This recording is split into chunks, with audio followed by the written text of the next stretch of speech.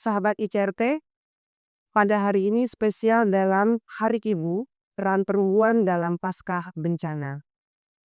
Perempuan hebat pasca bencana berperan sebagai sentral sebagai agen pemulihan.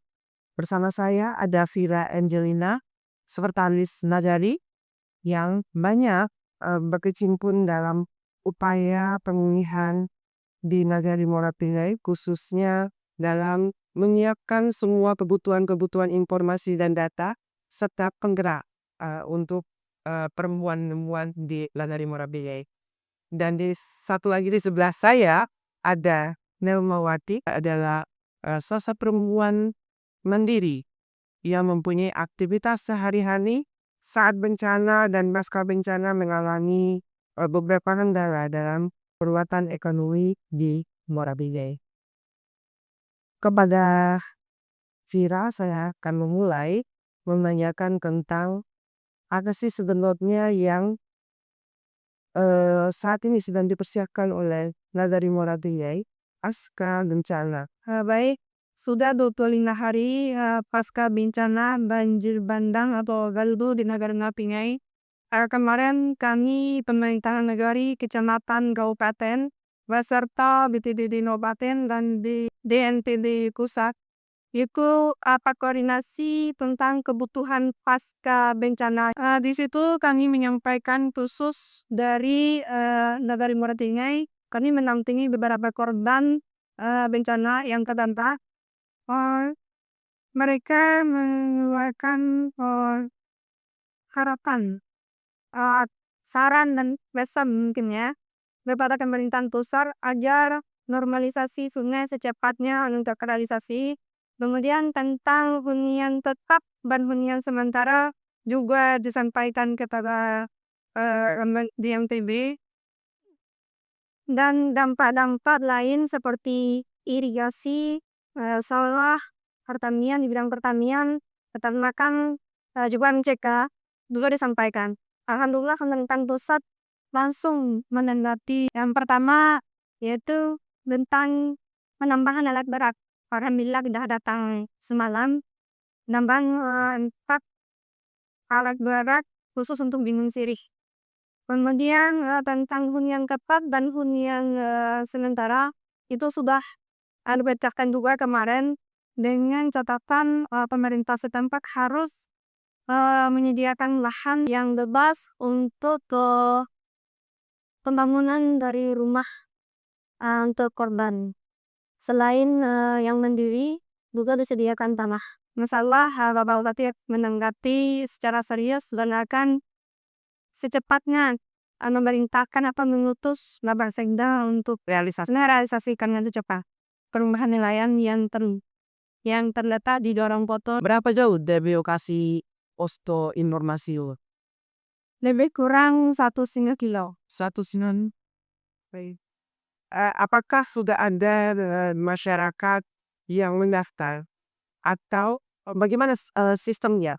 Apakah masyarakat harus mendaftar terlebih dahulu atau sudah diarahkan masyarakat yang mengungsi? Bapak dan Ibu Dorong sudah diperingatkan oleh Bapak Wani untuk mendata korban yang terdampak khususnya rumahnya yang tidak layak huni dan rusak berat, itu yang bersedia untuk menempati rumah nelayan tersebut. Baik, itu artinya masyarakat bisa mendaftar langsung didata oleh Jorong, ketua Jorong setempat untuk mendata para masyarakat yang berada di pengungsian untuk mendaftar untuk mendapatkan hunian sementara yang telah disiapkan. Baik, saya sekarang ke Inel.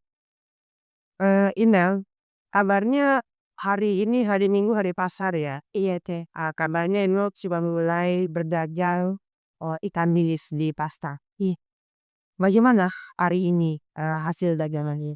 Selain ini kita buru-buru aja nih. Lebih baik kita buka lagi usaha gitar sini dan tidak mungkin juga orang tentu kita soalnya teh.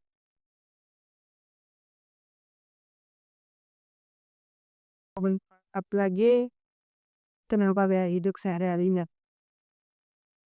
Dalam pengalaman email, dari sebelum bencana itu berdagang ikan bilis itu apakah bisa mencukupi kebutuhan Inel dan keluarga? Cukup tidak cukup teh dicukukin aja teh. Nah, sekarang Una merasa kehilangan mata pencarian pasca bencana. Iya. Faktor dari penandaan ikan bilis di Danau Singkara itu bagaimana menurut Inel? Apa ada penurunan atau hilang atau sedikit gitu? Ya, karena kalau itu teh memang sangat jauh kurangnya dari yang biasa. Sahabat ICRP,